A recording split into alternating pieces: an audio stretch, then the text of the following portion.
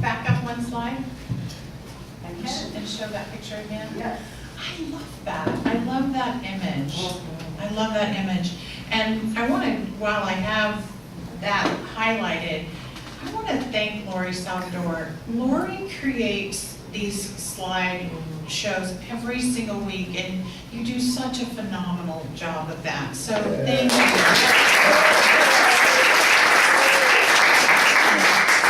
She gathers a lot of information throughout the week, and then she does a lot of different things with it. She also puts together the newsletter, so she's an integral part of this ministry, and I don't recognize her enough. So thank you for indulging me in a public thing.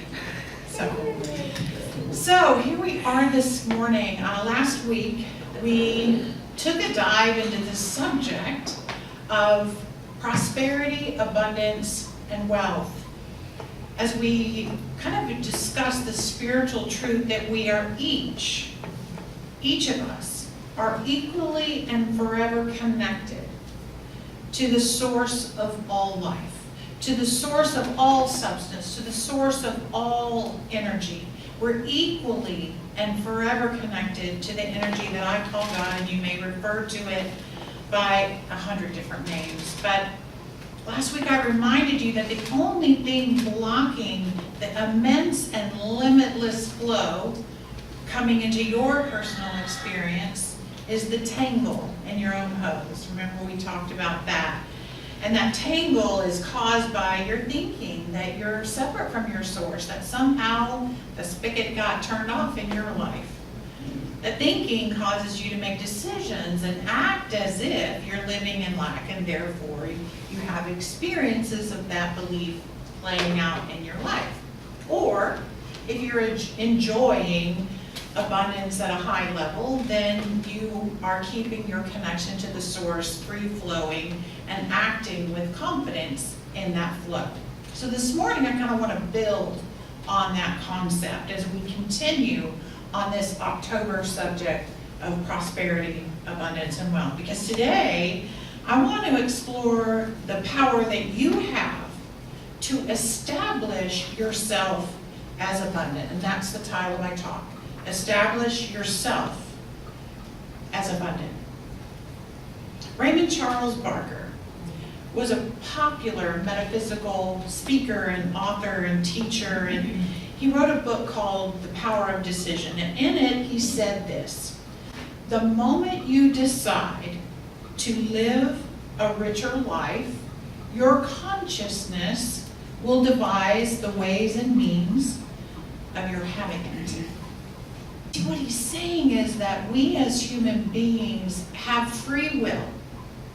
We have free will to create whatever kind of lifetime of experiences that we decide to have.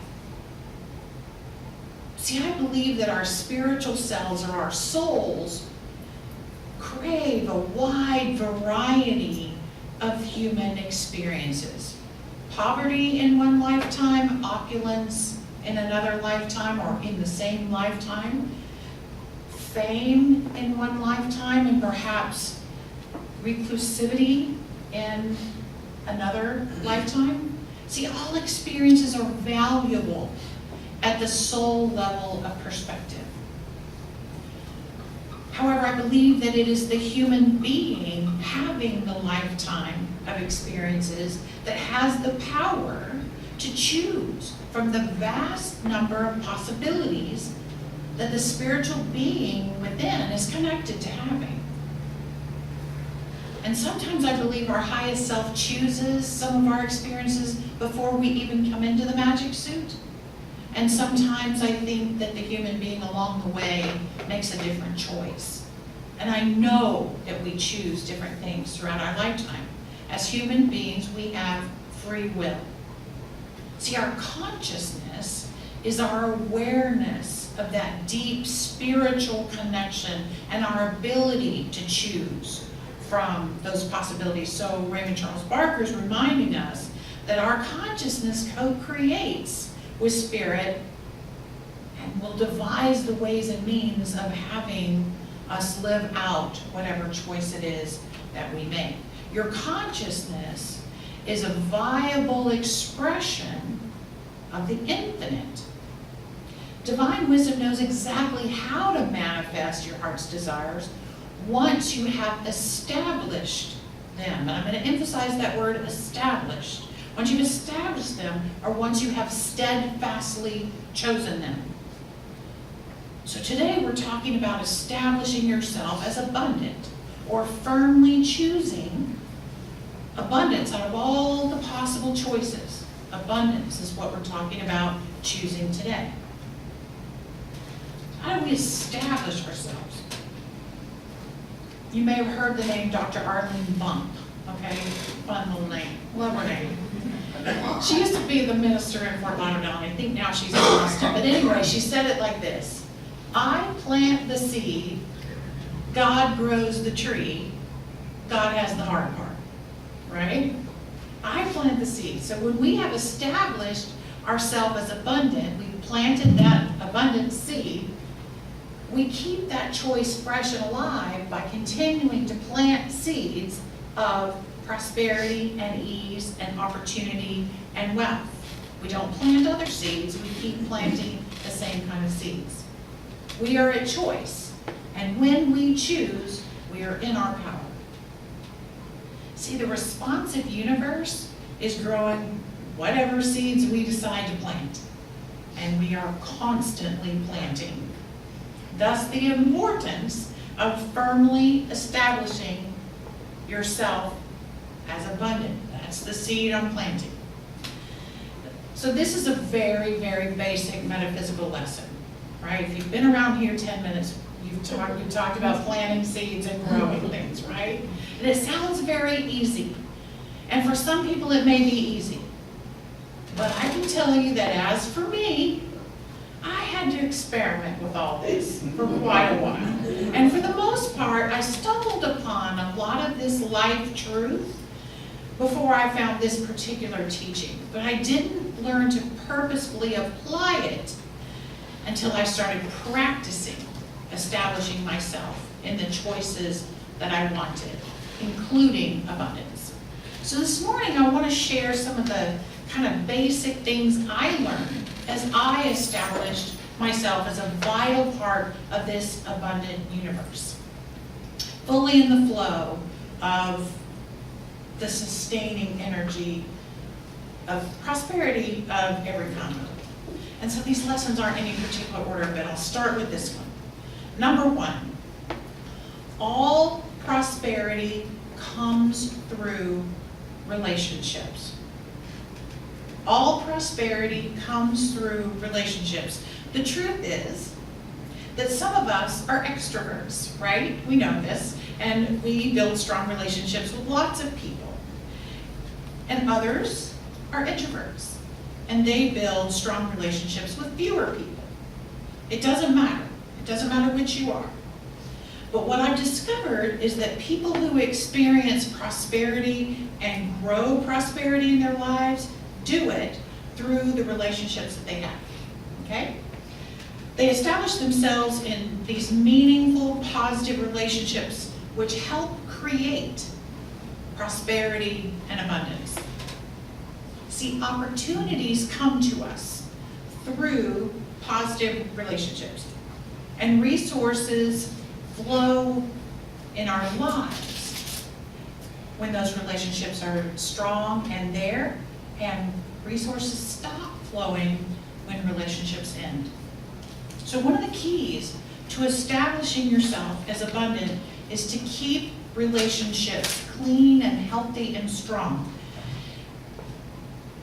What happens is resentment and non-forgiveness and anger and dishonesty and lack of integrity and judgment. Those are some of the things that block the flow of resources between people. Think about it. Once you start feeling those things that I just named in your relationships, those relationships tend to end.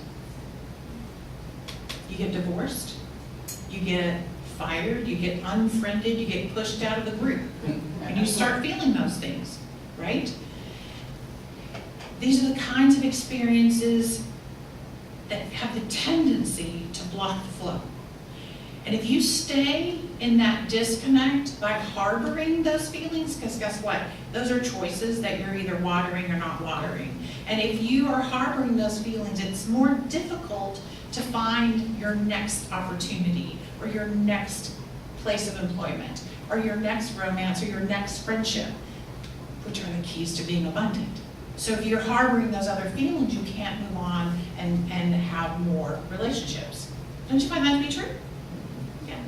So as long as you're angry at your former employer, it's kind of difficult to identify and attain a new position to start the flow again. Or as long as you're heartbroken and feel like a failure after a relationship ends, you kind of get stuck in victim and blaming mode, and it's nearly impossible to attract a healthy and prosperous new partner or friendship. So when I found spirituality, I was a mess. I actually called myself a hot mess at that time. Most of my significant relationships were fragmented, to be honest. I had been through a difficult divorce and I was full of anger and resentment towards my ex, yes, but also many of my friends and my social structures got fractured in that situation. I was so disappointed that I began to withdraw and my life began to shrink. You know, quite frankly, I was still angry at the God of my youth. You know, the God that I was taught about was not a very friendly being, right? And I was just beginning to understand my childhood religious woundings and partly being angry at God on top of being angry at all these people. I was just angry I was just basically angry, right? I was withdrawn. So when I started seeking a better life, because there comes a time when you're just like, this is not working, something's got to change. I found a book, and the book was called Return to Love by Marianne Williamson. And in that book, I discovered this secret power of connection of love. And over several years, I began to rebuild my relationships. She writes this: when you meet anyone, remember it is a holy encounter. As you see him, you will see yourself. As you treat her, you will treat yourself. As you think of them, you will think of yourself. Never forget this. For in the other, you will find yourself or lose yourself. So as a result of healing my relationships with others, my prosperity began to flourish and began to grow through many of those connections. Opportunities showed up. Generous job offers came through some of these unexpected friendships. New relationships were built that enhanced my life beautifully and enriched my life in many ways. I began to see myself as an important part of the bigger human race, and the universe as a whole, for that matter. And in profound ways, my abundant flow began to grow of support and love and money and health, and all of it just steadily grew as my relationships grew. And that leads me to my second lesson that I learned was, number 2, is that most relationships are not transactional. So oneness is a spiritual truth. I loved your reading. I loved your reading because it described exactly what I planned to describe this morning. We live in a sort of web-like relationship with everyone else on the planet. I am energetically connected to everyone else on this web of life. That's the truth. And when I was younger, I started shutting down in disappointments because I thought relationships were supposed to be 50-50. You know, if I treated you nice, you were supposed to treat me nice, right? If I invited you to do something fun, you were going to return that invitation. If I gave you a birthday card, you were going to give me a birthday card. I didn't make it through elementary school before I was feeling cheated, right? And this expectation of 50-50 transactional relationships. And even as I grew older, I thought, if I help you succeed at work, then you are going to help me succeed at work. I really thought relationships were transactional, one-to-one, like that. But as I awakened to a bigger truth, the deeper reality I began to see is that I am always in relationship with the one, with a capital O, with the one that is represented by the person who happens to be in front of me. Therefore, when I am generous with and loving to and honest and open with the person in front of me, in reality I am being those things with all of life. And on the flip side, when I'm cynical and sarcastic and vengeful or dishonest and cheating and judgmental and fearful, I am in reality being those things with all of life. You don't get to target just one person with whatever you're spitting out. You're spitting it out at all of life. So you establish yourself as abundant and worthy of all life's goodness and blessings and prosperity in every single moment and every single interaction with human beings and all creatures, actually. So if you're withholding any good thing from anyone, regardless of how justified you feel in doing so because of the seeming transactional relationship you are having with that one person, you are treating life itself with withholding energy. And guess what? Life withholds itself from you. What you send out into the world, even if it is only directed at one person, it comes back to you on the web of life. It pulses back towards you. So even if you are hateful or resentful or mean-spirited towards one person or a group of people, even if they're on the television screen,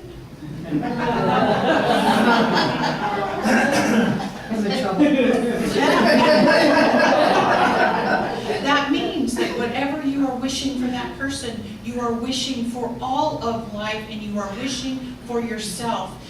So if you feel all smug and satisfied when someone gets fired or rejected or loses in some way, you just might as well go ahead and feel smug and satisfied when you get fired or get treated or blocked out in some way.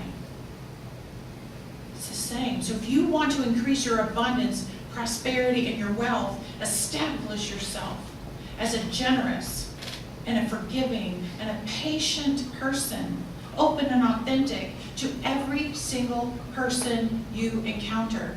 Don't view relationships as transactional. Instead, view relationships as universal. Deepak Chopra, the wise spiritual teacher and author, wrote a book called The 7 Spiritual Laws of Success. If you want a nice little tiny book about abundance, just pick that one up. He writes about the same thing I'm trying to explain when he encourages us to give. He says, the universe operates through dynamic exchange.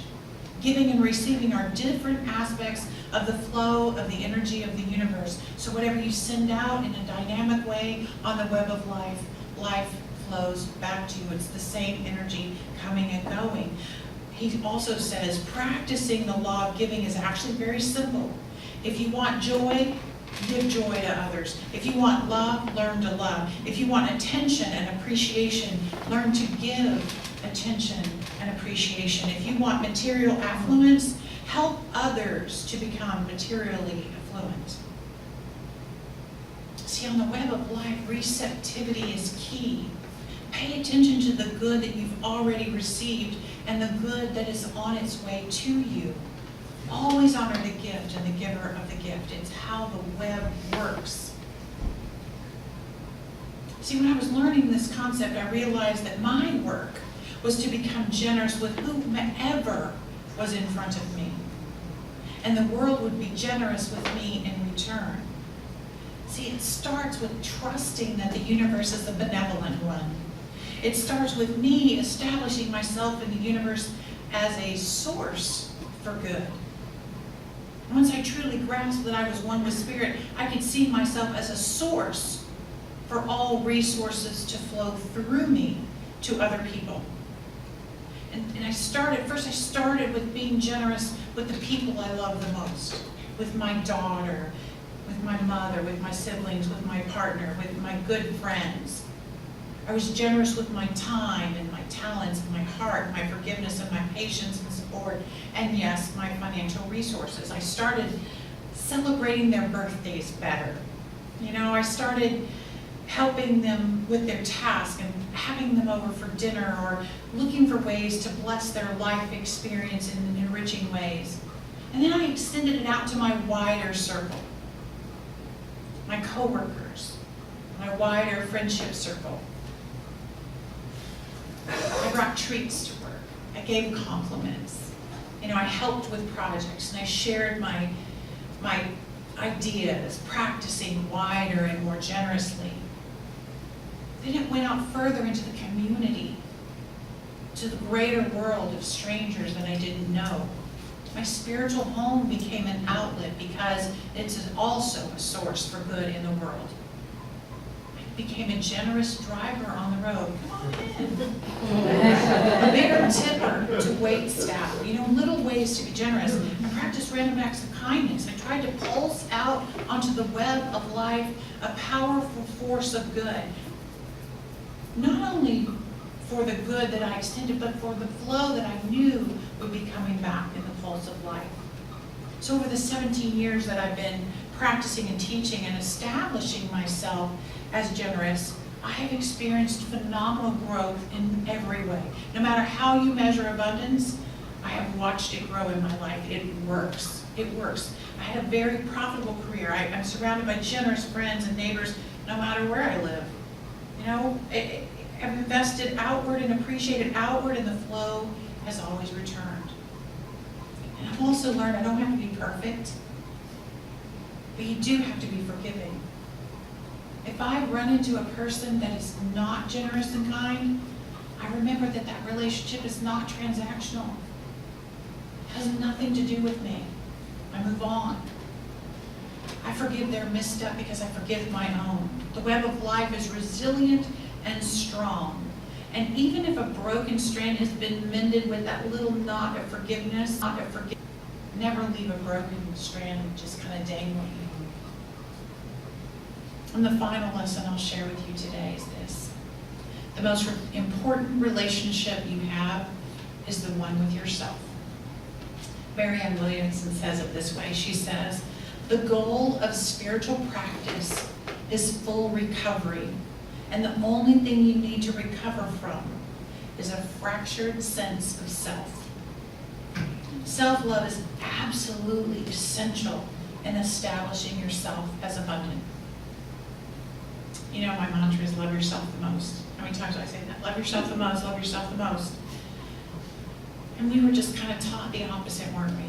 Let others take care of other people first, take care of your sister, take care of your brother, take care of your friend, go last, whatever, be modest.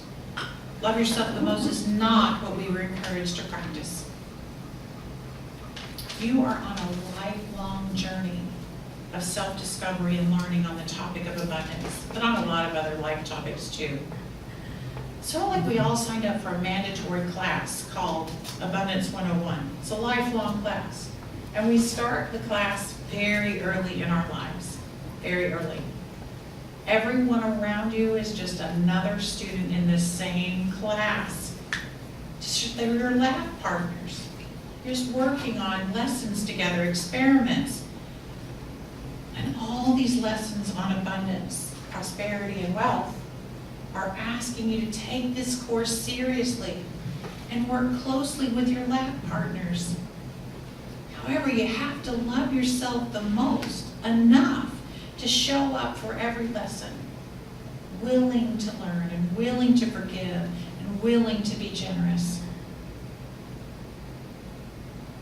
You're going to have experiments that don't go the way you thought they would. You'll have to forgive yourself over and over. But the thing is, many people just try to withdraw from the class altogether. They make a firm decision, life is unfair, I'll never get ahead, I'm not worthy. And every laboratory lesson they try is based on those assumptions. And science will tell you that the lab workers have an impact on the experiments that they are trying. Their mindset will show up in the results, right? So you have to love yourself enough to try a new theory, even if you don't like your lab partners anymore. You gotta find a way to bring those connections to a generous and forgiving end. Because on the surface, the experiments in the class look like they're different, that each individual or each team is exploring a unique topic, but the basic core of all of them is this: you are one with your source, and you are connected to everyone else. You get to decide when you're complete and the experiment you are currently working on is done. And once you learn the lesson, you can move on. Establish yourself as abundant and see how things turn out for you. And so it is.